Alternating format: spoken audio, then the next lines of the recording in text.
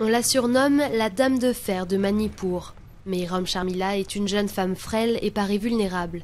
Nourrie de force par perfusion nasale, elle est en grève de la faim depuis 11 ans, période qu'elle a en partie passée en prison pour tentative de suicide. Irom milite contre la toute-puissance de l'armée indienne et demande que le gouvernement abolisse une loi controversée qui lui donne les pleins pouvoirs dans les régions en proie à des mouvements indépendantistes. Des civils innocents ont disparu, des étudiants ont disparu.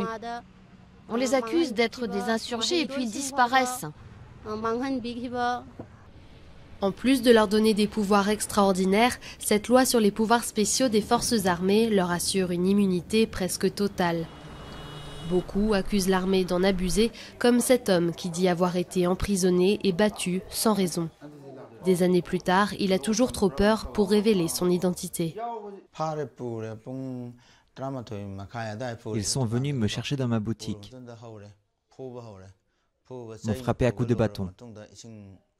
Ils n'arrivaient pas à obtenir les informations qu'ils cherchaient, donc ils ont continué à me frapper. Ils m'ont mis tout nu et m'ont accroché la tête en bas, au-dessus d'un seau d'eau, dans lequel ils n'arrêtaient pas de plonger ma tête. Mais les autorités affirment que ces mesures extrêmes sont nécessaires pour tenter de mettre fin à l'insurrection indépendantiste qui secoue Manipur depuis les années 60. Elles assurent qu'en cas de dérapage, il existe dans le système des moyens pour réagir. Où est l'ennemi? Qui est votre ami et qui est votre ennemi? C'est très dur à distinguer, donc parfois ça peut déraper. Mais s'il y a quelque dérapage que ce soit, le système répond.